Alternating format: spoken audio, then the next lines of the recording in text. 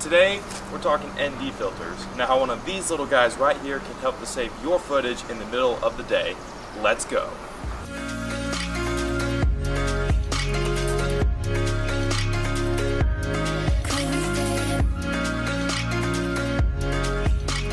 Now that clip that you guys just saw was actually filmed using this new ND8 filter that I got, and right now obviously I don't have the filter on the camera, so I thought right now you could just see kind of what it looks like without the filter. Now what a lot of people do is when you film you're supposed to have your shutter at double your frame rate. So right now I'm filming at 24 frames per second, so I have the shutter should be at 1/48, but my camera goes to 1/50, so that's what I'm filming on now since it's the closest.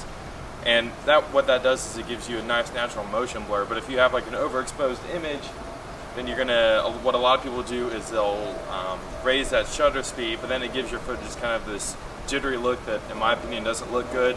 So instead of doing that, what I've always done when shooting the day is I'll just raise my aperture, but then I can't get the shallow depth of field, and I get that look that everything's in focus on the camera, which honestly doesn't look as professional as having a little bit of that that shallow depth of field. What this filter does is it basically acts as a pair of sunglasses for your camera.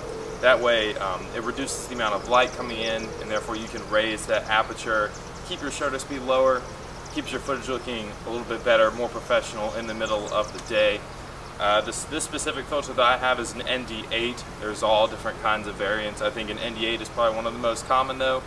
It basically reduces 3 stops of light into the camera here. So what I'm going to do now is, even though you just saw that clip, I'm going to compare what you're seeing right now without the filter currently, and then this next clip I'm going to have with the filter on, just so you guys can kind of see that difference there.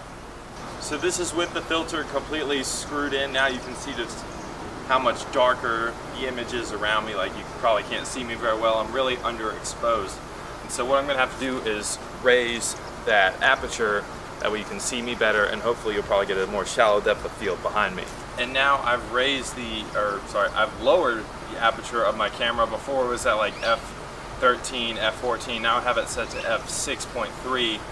So that's letting in a lot more light. If I get closer, you'll most likely notice that there's more of a shallow depth of field behind me, which kind of gives you that look that a lot of people strive for when starting to get more serious into their filming, especially when they're doing cinematography, all that kind of stuff. Now there's a lot of ND filters out there. The ones that I personally recommend would be the Polar Pro quartz line filters, which are meant for full frame cameras. I haven't picked one up myself yet, but I have been able to try them out on other people's cameras, and they have worked pretty amazingly well. Now the filter I have on the camera is the Hoya HMC neutral density filter.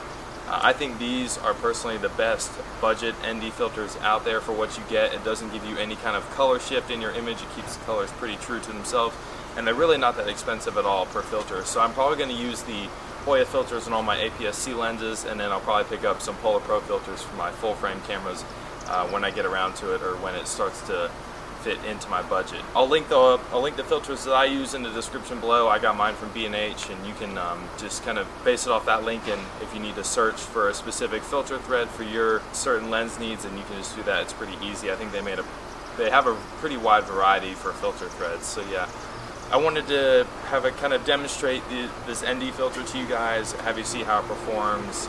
In my opinion, it's going to make shooting in the middle of the day a lot easier, and it's going to help me get those cinematic shots that I really look for when I'm out shooting. My name is Kit, and if you did find this video helpful and enjoyable, make sure to hit that subscribe button and leave a like, because it really helps out the channel. And until next time guys, I'll see you in the next one. Peace.